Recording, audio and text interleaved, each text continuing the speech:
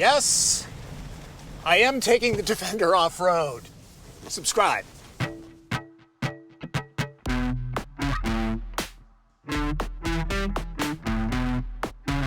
The original Land Rover Series 1 that debuted in 1948 was a utilitarian machine intended for farmers. Compare it, or the model debuting in 1983 that first wore the Defender badge, to the 2020 Defender 110 here, and, well, there's no comparison. This is a sophisticated modern vehicle equipped with adaptive dampers and air suspension on this particular example. And there are 4 doors, so the whole farmer family can ride into town comfortably and in style. There will be a 2-door, the 9D. It will be introduced as a 2021 model, delayed because of anyone? Of course, COVID-19, like everything. Defender is all new, down to the lug nuts. Let's start with the architecture. It's made out of aluminum. It uses monocoque body construction, not body on frame. The suspension is fully independent, double wishbone in front, integral link in back. Modern safety standards mean the hood has to deform when a pedestrian or gazelle is struck. These are cosmetic, don't stand here, okay? The roof is reinforced, a tent can be put up top so people don't become a snack for lions, tigers, and bears. The classic slit glass is standard, they don't let much light in. The big glass roof will set you back $1,800. It can be folding canvas for the same price. Choose between a 296 horsepower turbocharged 4-cylinder or go full out with this 3-liter inline-6 mild hybrid with a turbo and electrically driven supercharger that pumps out 395 horsepower and 406 pound-feet of torque. Defender can tow up to 8,200 pounds, even the 4-cylinder.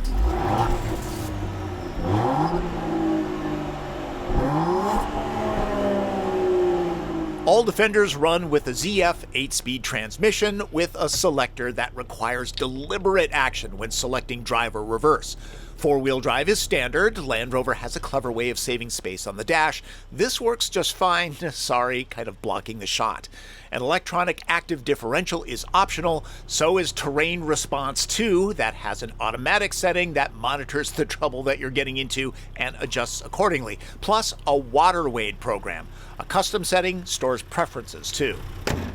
Before diving into the off-road stuff, let's motor on-road where many Defenders will spend most of their time. Hey, I'm a realist, not a pessimist. At some 5,000 pounds, Defender is no lightweight, but with the inline-6, it's pretty darn quick. 0 to 60 in just under 6 seconds. Add 2 seconds to that sprint if you go with the Turbo 4. Have to believe the 6 sounds better. Love the growl of the engine. Almost sounds like a V8. Nice. The drag coefficient is 0.40, similar to the typical suburban home. Still, at 75 miles an hour, wind noise is well tamed. There's some noise off the optional off-road tires. That's kind of expected. Before I drove Defender, I figured it's going to have a pretty rough ride because, well, it's a very capable SUV and they have that kind of dynamic. But no, it's actually pretty darn comfortable. It tracks really well straight ahead on the highway. It's very surprising. Sort of reminds me a little bit of a Jeep Grand Cherokee dynamic. The toughest duty many Defenders will see is commuting to yoga class in the rain. Be happy about this. These pampered vehicles will be much more affordable when they come off lease, right? Climbing up into the seat is pre-class warm-up. It's a workout for some, but the raised ride height is what people like. You would think that being a true SUV and riding as high as the Defender does, that it would lean like a kayak when you put it into corners. But no, and maybe it's the adaptive dampers or the air suspension, but this corners pretty well. Physics will not be denied. It can't sling through corners like a C8 Corvette, but it's a far cry from a classic Defender or a Jeep Wrangler JK. No, you won't get the Jeep Wave. I'm big on testing the automatic engine stop-start systems. Now, this is a mild hybrid, so it should be pretty good. And as expected, this one is pretty darn smooth. You can turn it off. You really won't need to, unless you're off-roading. Then, yeah, you'd want to. Yeah, this is a mild hybrid, but it's not exactly a Prius. The EPA average fuel economy is 19 miles per gallon. I'm seeing around 16, so you might be able to go anywhere on Earth with this, but you're not exactly saving the planet. As far as active electronic safety tech is concerned, lane keeping and automatic emergency braking, the usual stuff, is standard, except for adaptive cruise. That's $1,200. Lots of great things happening inside. This is an SE model and is tested. It retails for $72,800, and that's about mid-pack. Go with the Defender XHSE, and it starts at $84,300. I'd be more willing to take the cheaper one off-road. Materials are both rugged and upscale in an Orvis outdoorsy kind of way. The signature in here is an exposed structural magnesium beam that can be painted in different colors, and a quick glance around shows the great outdoors enters the cabin by way of the Gondwana stone paint. There are a lot of grab handles, none of them seem to make hauling yourself up and into the cabin easy.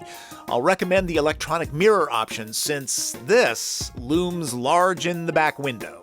$900 makes Defender a 6-seater with a jump seat replacing the console.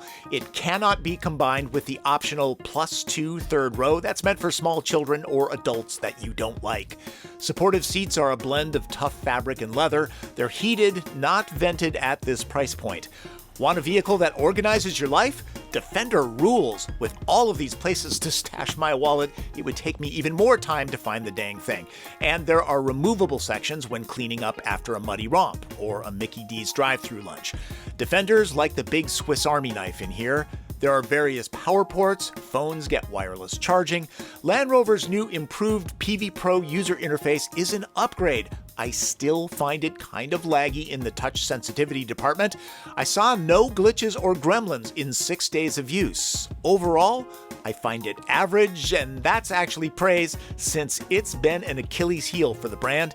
Android and CarPlay are not wireless, by the way.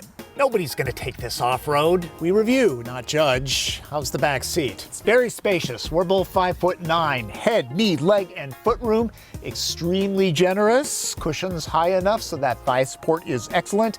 Door openings big enough to get car seats in and out. Get the kids into the wilderness, give them some fresh air. Pockets, those are a little bit on the small side. There's a slot for click and go accessories to easily install coat or iPad hangers, and power's right here, excellent. I would like to thank the folks at Land Rover for 2 pockets. My goodness, how many power ports do you need in a vehicle? This is overkill. Sure wish that there was a climate zone back here though, and heated seats, not on this model. The floor is easy to clean and fairly flat. If you put 3 adults back here, and you certainly can, their feet won't be crowded. Really, it's spacious back here. I'd have no trouble going into the wilderness with this, and I don't even like the outdoors. All right, time to get dirty. We're here at DirtFish Rally School on the back 40. They've got some great off-road trails here.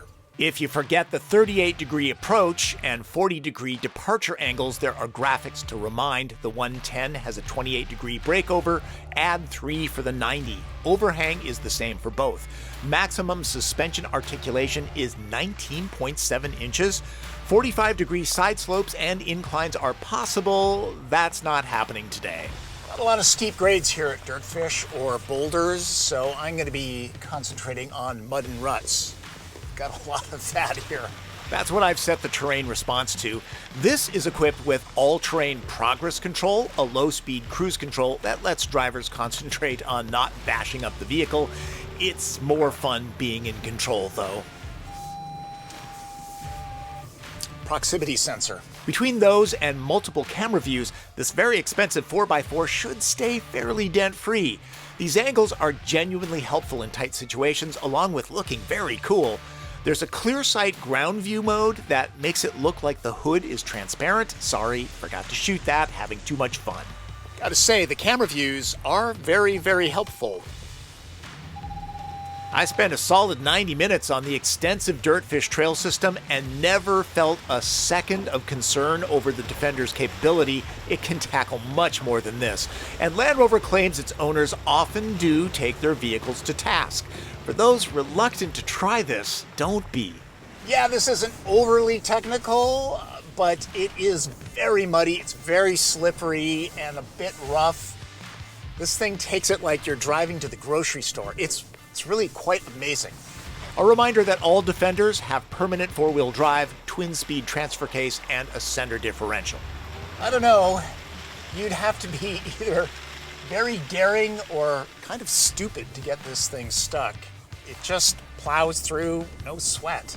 Come across someone who's stranded, and Land Rover claims the recovery points will take on 6.5 tons. The battery and electronics are mounted high, so maximum wading depth is an impressive 35.4 inches. In wade mode, sensors on the side mirrors suggest when you should maybe switch to a boat. We don't have that kind of water here, but this is pretty sloppy stuff. I'm seeing maybe 2 feet of water at times. In case Defender gets roughed up, the lower plastic panels are owner replaceable with a little bit of effort. Land Rover has talked about a self-healing protective skin for the paint. I don't see it on the configurator site at the moment. Competitors? Well, there would be Jeep Wrangler, Toyota 4Runner, and Ford Bronco. That comes in the summer of 2021, but that's only if you ordered ahead. It's not like a Defender will be easy to find. COVID-19 production disruption has kept supply down and demand high. All right, let's move on. I prefer hatches that lift upwards because I live in the Pacific Northwest. It rains a lot here and I like the protection, but I completely understand why this needs to swing outwards because the spare tire needs to be mounted here. If you're stuck in the mud and it's mounted under the floor, it's going to be pretty tough to get to. I do wish it opened the other way though, because if you're parked at the curb, this blocks your loading. I nominate Defender for Cargo Space of the Year. I've never seen such a well-appointed space for holding all sorts of small things. It's jam-packed with ways to keep things organized and lashed down. Go with the third row, and there would be some space lost here. There's a fabric cargo cover under my microfiber towels. The first accessory I suggest buying is some sort of mat for the floor. The plastic might be easy to clean, but it's extremely slippery, and the noise of stuff shifting around while driving drove me nuts. The air suspension can be dropped back here for easier loading. Dropping the seat backs for a flat floor means a trip to the back doors to tilt the cushions. The result is an impressive 69 cubic feet, which is made more useful because of Defender's bolt upright box shape, and a ski pass-through is something that will get used. Even with all the seats filled, there's solid room for camping gear at 34.6 cubic feet, or to use my gold standard of measurement, 12 packs of the 2-ply, maybe a baker's dozen if I would have brought one more out. As far as design goes, Defender is a striking piece of sculpture. The few that I've seen in the wild hook your eye like few vehicles do. It's a strong, confident look. Sure, old ones are cool, but times change. It's time to move on. Jerry McGovern, the chief design officer, describes the look as, and I quote, respectful of its past, but not harnessed by it. A new Defender for a new age. Yeah, that about sums it up. It's the kind of SUV that will make you smile walking up to it. As far as the Mondrian-looking element, Land Rover calls it the signature graphic. Don't like it? Well, $200 gives it the blackout treatment. But honestly, this SUV draws a crowd. People love this machine. Let's go to red light, green light. Green light. Defender will go anywhere, and even if it's just Whole Foods, the trip will be comfortable. Its wide range of off and on-road performance is unbeatable. It's gorgeous inside and out, the kind of industrial design that belongs in a museum. Cargo utility is unmatched by any other vehicle. Not just roomy, it's made better with lots of usable slots, straps, and tie-downs. Yellow light? You'll love the raised seating position. Just make sure kids and pets can hike themselves up into the seats. Buy a non-skid mat for the trunk. The floor seems to be made out of buttered Teflon, and the Pivo Pro interface is better, just not best in class. Red light. Defender is expensive, and enthusiasts that would enjoy its off-road chops will think twice about doing it, unless you have Bezos kind of money. It's thirsty, and premium fuel is specified. I know why the spare needs to be mounted on the door, but the heavy outward swinging operation makes everyday use a hassle, especially the direction it's hinged. The Land Rover reputation for reliability could be a red light. I'm pretty sure buyers will be going in with their eyes wide open. And really, between Defender's drivability, capability, and fashion-forward styling, plenty of people will overlook any shortcomings. This is a triple threat in the SUV world. You know, sometimes I love my job. I'm getting paid for doing this.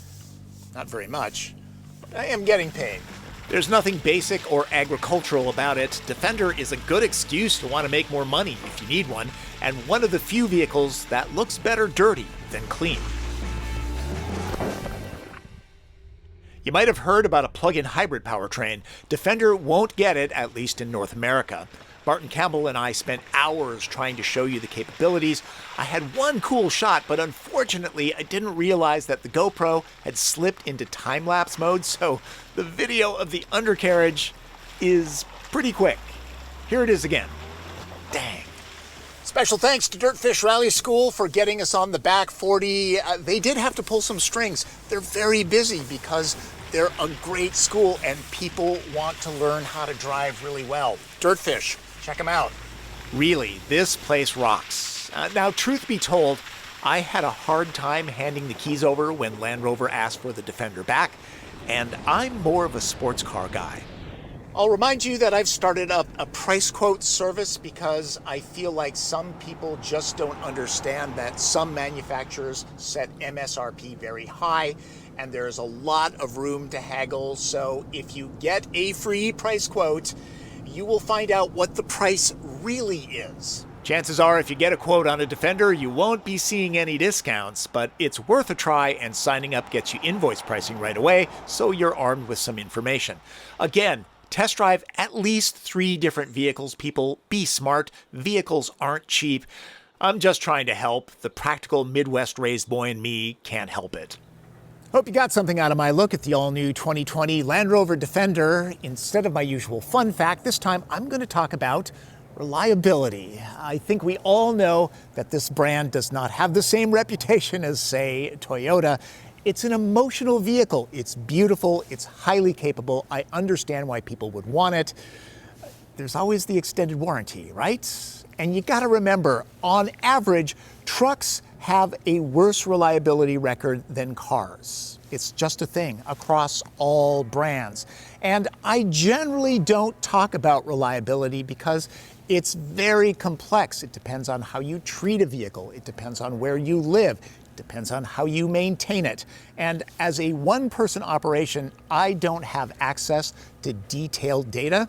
I could use Consumer Reports. I could use J.D. Power, but you could too. It's very easy to look up. So do your research, all right? Remember, folks, subscribe to this channel. I appreciate it. Always trying to do good car reviews. That's Driven. I'm Tom Voelk.